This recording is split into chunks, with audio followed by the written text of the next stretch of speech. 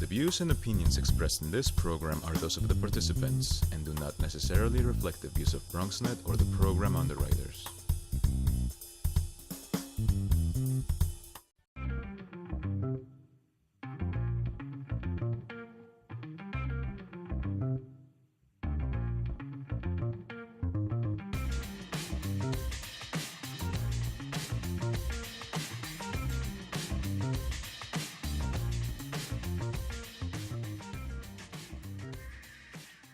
Hey there, time for the Bronx Buzz. This is Bronxnet's program where we talk to Bronx journalists, Bronx videographers, Bronx photographers, anybody involved with Bronx media, try and give you some insight as to what they're talking about, what they're thinking about, what they're writing about, what they're taking pictures of, et cetera, et cetera.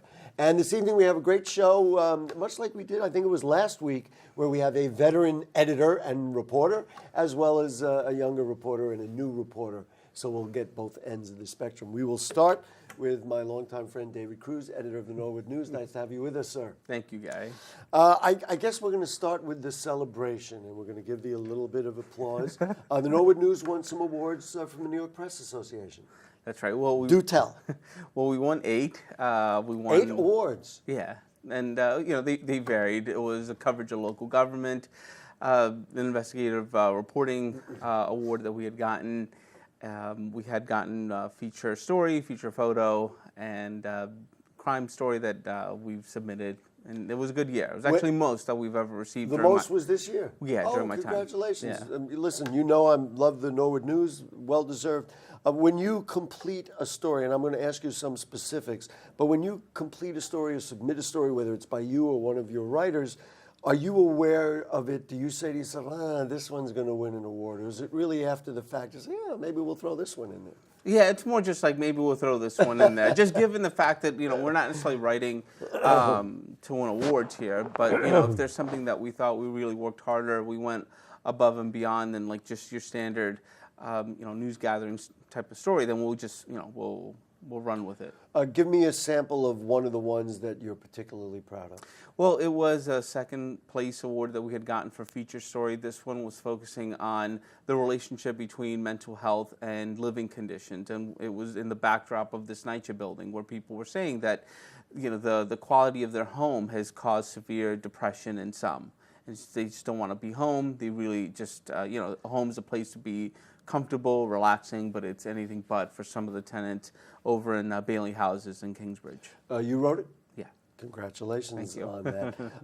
Yeah, and I remember, I actually remembered the story. I didn't remember who wrote it, but Dave writes most of them. The challenge.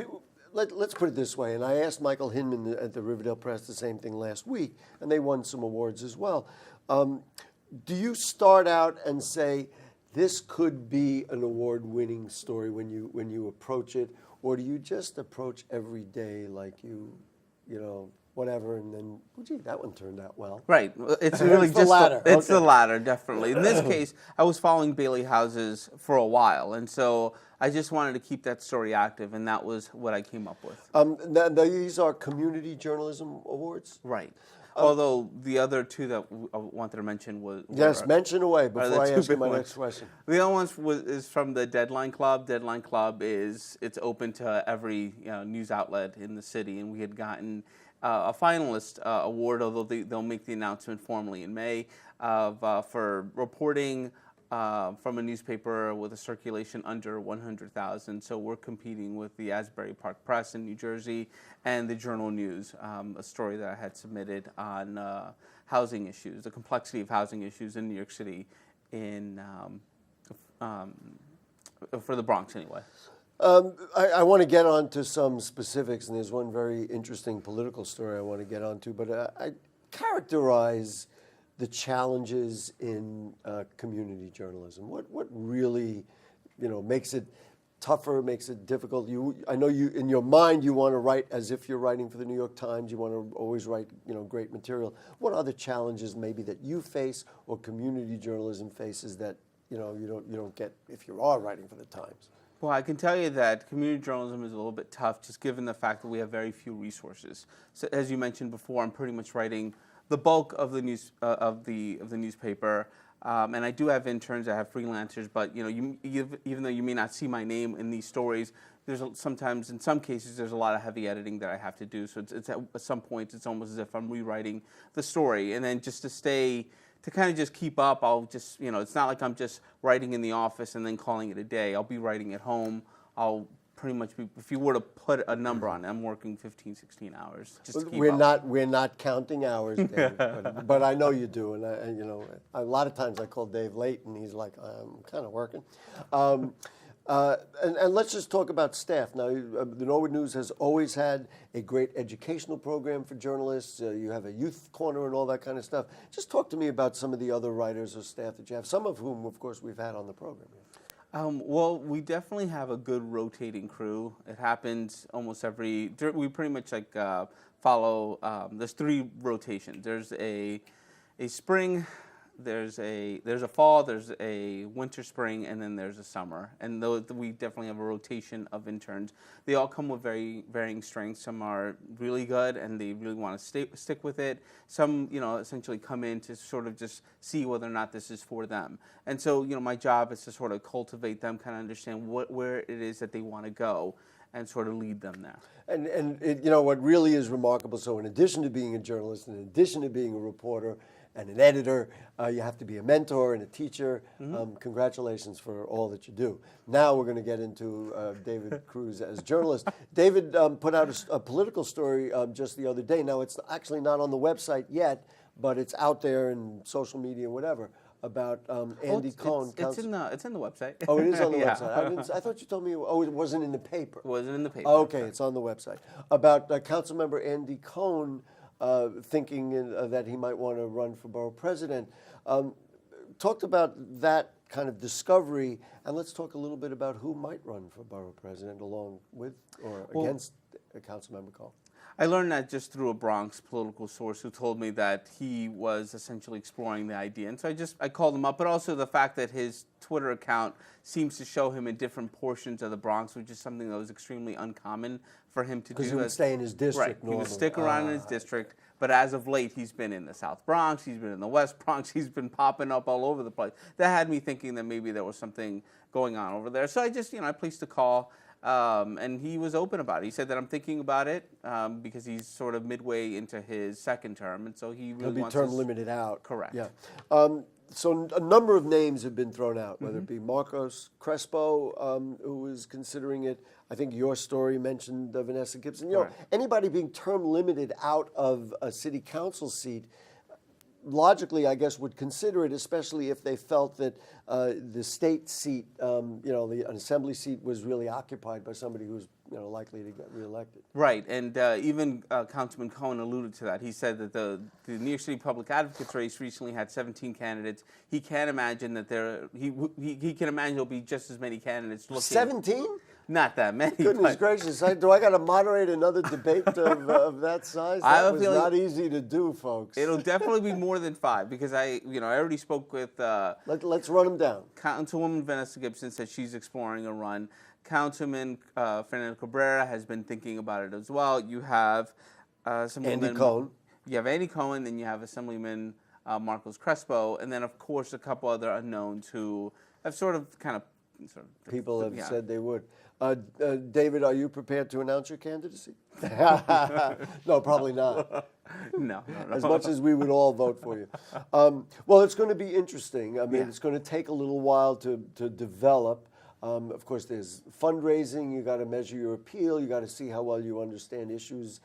For example, using Councilmember Cohen or Councilmember Gibson that are not in your district. In other words, will he have appeal in other parts of the Bronx, much like will Vanessa Gibson have appeal in North Bronx? Will she have appeal in Woodlawn? I don't know. I mean, we will find out. And I think that's one reason why they're sort of just exploring. They're in this exploratory phase and just going around and seeing what the issues are. And I think for viewers always concerned about who our viewers are, I think it's important to start thinking, gee, who can I envision being a borough president? Then you can start to make your own decisions. Well, we'll of course keep track of that here on our Bronx Talk as much as we can. Let's talk about this controversy at DeWitt Clinton High School. People at Clinton, the DeWitt Clinton Alumni Association, are unhappy that there is consideration, and it looks like it's going to happen, of moving I forgot what the number was, 175? Right. 175 students, special ed students, into a self-contained school in that building.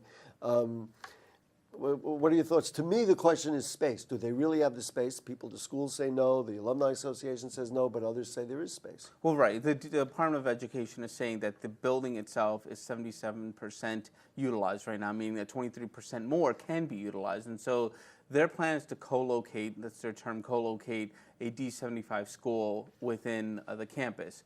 D75 is essentially for special education students, although the opponents of the proposal, they're essentially saying that it doesn't matter what kind of school it is. They simply just don't want another school to be placed in there because they just feel that DeWitt Clinton High School specifically, their legacy will be diminished. School pride will sort of be lowered. That school in particular, I know it happens to be my alma mater, that school in particular has always felt like it's been the dumping ground. It had never been a zone school when I attended, and for many years it was never a zone school. And then as they developed these small schools, anybody that didn't fit or didn't get into one of these smaller, academies that they put out, they said, okay, well, you'll go to Clinton. And they felt like they were always getting the short end of the stick. And I think the feeling is now, as much as we all understand that special ed kids are no different from anybody else, they deserve all the support they can get, that it's become a problem. Right, and they also said, too, that it's not necessarily that it's a D75 school, although some parent at this hearing essentially said that, why can't you put a D75 school at Bronx High School of Science, which is essentially like up the block from... Although, now, even though you understand maybe those children couldn't be specialized high school students, they're just saying, if it's self-contained, why not put it over there? Correct. Exactly. David Cruz, always a pleasure to talk stuff with you, and congratulations on the well-deserved, much-deserved, well-earned awards from the New York Press Association. Thank you. The great Norwood News, if you don't read it, you'll do better in your life. All right, we're going to take a break, and then we're going to visit with a Fordham Ram writer. Don't go away. Sure, I look cute now, but when my owner lost his job, it was rough. I was living on the street, and one night, me and this Cocker Spaniel got into it so bad, I wound up looking like an ice cream cone. I cried a little bit, but thankfully I got rescued, so I'm running, I'm jumping, all back to my old self. And I'm ready to give unconditional love, even if you put a lampshade on my head.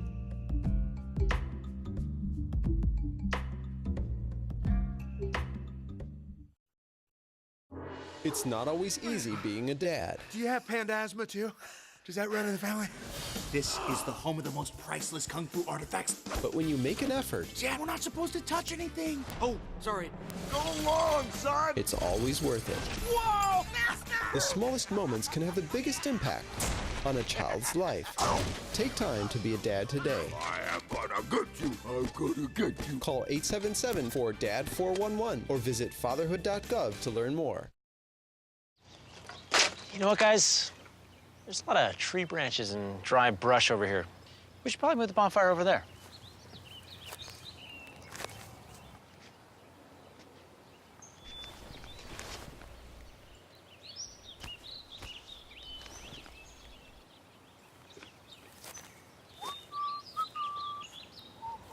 I'm guessing Smokey liked that idea.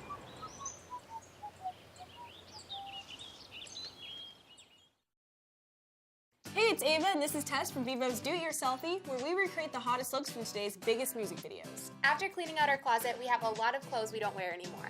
Like this old t-shirt. It's not garbage, it's actually a brand new rug. And to make it, all you need to do is cut, tie, and glue. Cut the t-shirt into strips. Tie the strips into knots. And glue the knots to the bath mat. I love it. Give your garbage another life. And recycle.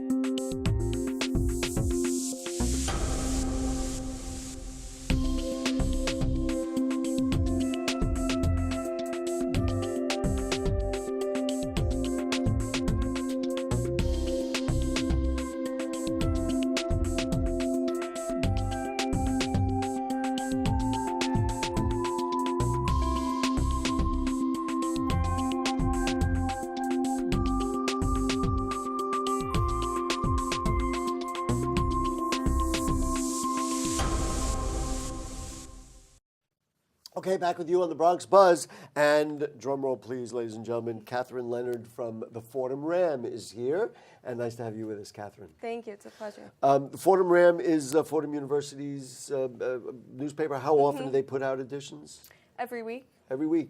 You told me just 3 seconds ago that you're a freshman. Yes. Do they have a screening process? I guess freshmen can write for the paper. Yeah, it's actually a very inclusive paper. It was easy to start writing once you sign up. They send out like a budget every week for the new issue, and you can claim articles. But once you've written 3 or more articles, then you can run for like a columnist position or a staff position, which is what I did. So I applied for a columnist position, and now I write a column about the Bronx. People are going to be very interested in some of the stuff she's written, but we want to, since we've never had Katherine on the program before, we want to greet her and find out who she is. So where you're from, and why are you in this horrible business of journalism?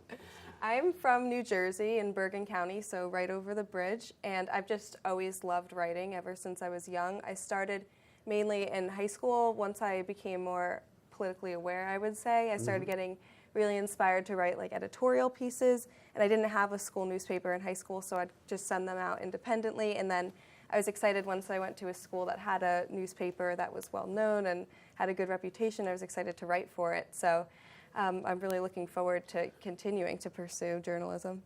In terms of the borough of the Bronx, now you say you have a regular column. Do you have, I don't want to say nobody has free reign, but do you have some editorial choice of what goes in there? Or is there a theme for the column? For the most part, it's supposed to be related to Bronx news, but a lot of them end up, I feel like, taking kind of a social justice type spin, but we are unbiased at the Fordham Ram, so I can't insert my We're all opinion in there. supposedly unbiased.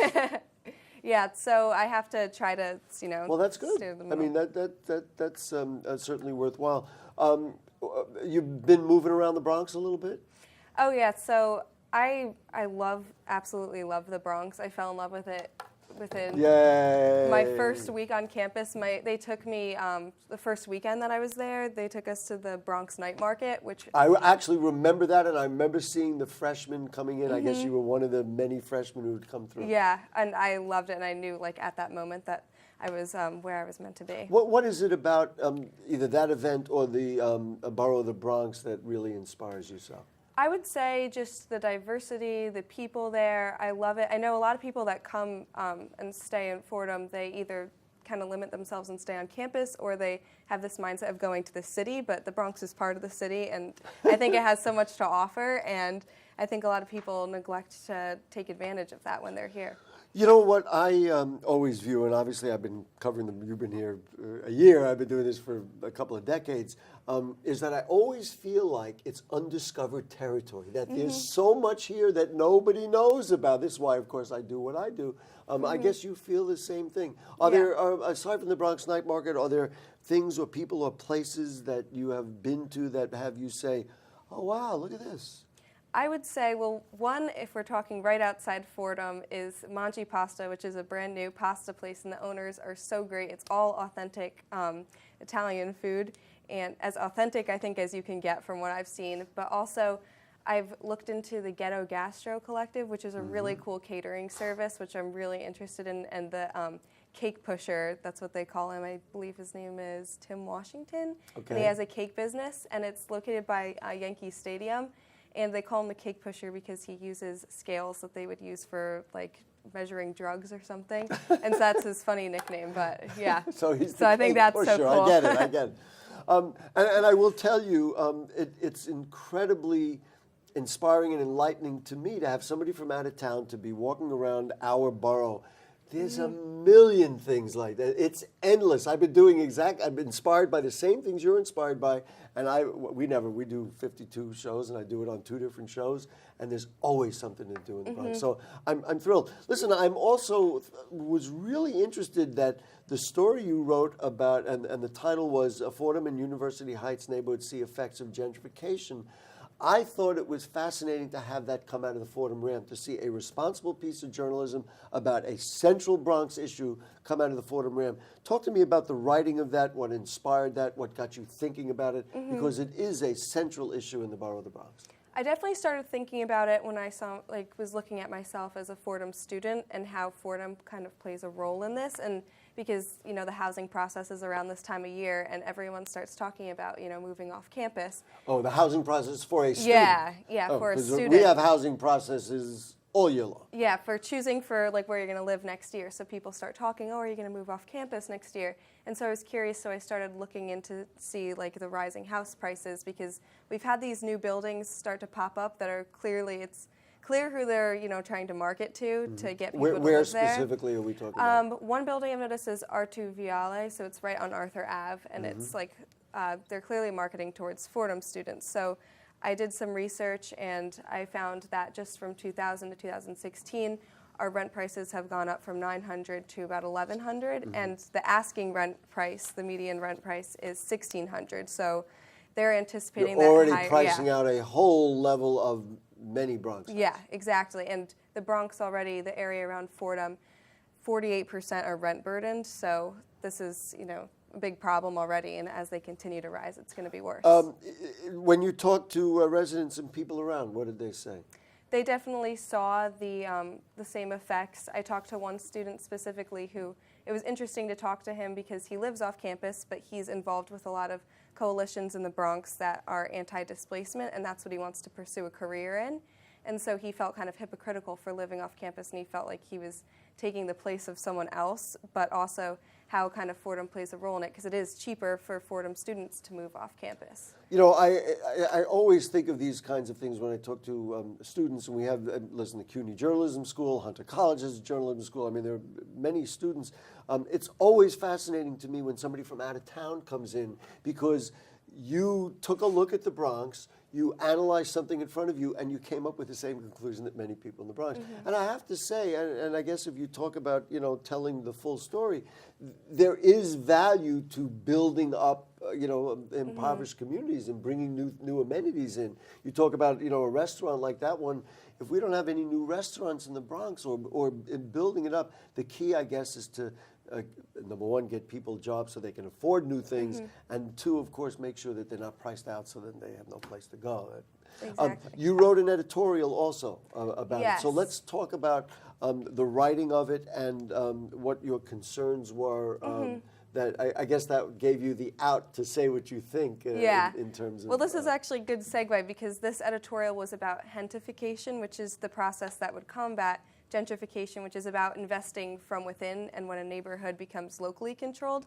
So like building up new establishments and businesses, but from within, from Bronx residents. And so while like gentrification would take away the culture, this could revitalize it, because it's coming from within. Biggest challenge for you as a journalist? Is it the reporting? Is it the research? Is it the finding it? Or is it, you know, for other journalists, it's the writing? Do you find that the writing comes easily? Just talk to me about how you approach the craft. I think that's fascinating. I would say the most difficult thing for me is I get very attached to the subject that I'm writing about, and I definitely get very passionate, and I think it's hard to kind of keep my own opinion and mindset out of it as I'm going through the entire process. Oh boy, which is a big to problem the for club. everyone. No, it really is, and especially you talk to people in the Bronx, you'll get obviously opinions about every sort of thing that's out there. The other thing I want to bring up, and this was pointed out to me, so then there was like a little New York Times contest, and you participated in that and then got some publicity out of it. Talk to me a little bit about your work with Reform the Prison, Then the Prisoner. This was a really great opportunity. It's an annual contest that the New York Times has for high school students. And so I wrote this editorial on prison reform, which is this something... goes back, I should say, the date was 2017. Yeah, so I was 16 when I wrote this article, and it was all about prison reform. I compared U.S. prison rates and recidivism rates, which are really high, 77%, to Germany's, which is 35%, and kind of analyzed how we do our prison system differently. But I submitted it to this contest, and there was about 8,000 entries, and 10 were picked to be published. So it was a huge, huge success for me, and I was really excited, and great opportunity for me to get my voice out there on that. In the New York Times. You know, it can be very challenging, and I know from all sides of this, to want to put your stuff out and to be recognized. But then you get a little reinforcement, like, well, kind of a little publication like the New York Times supported what you do. That must have been a thrill. Yeah, that was my first publication, so that was a really big deal for My me. first publication, where was it? Oh, it was in the New York Times. It definitely boosted my confidence, and then coming into Fordham, it was a big deal to just write for the paper too. So, you know, I could tell you, for having done this in many different levels, whether it's writing or, of course, on television or even the radio, we all, and no, I don't care what any journalist tells you, they all have a point of view and have a passion. And one of the disciplines to learn is to channel that, and or figure out how, I'm kind of teaching a class here, or figure out how to get that message in without being partisan. In other words, do a story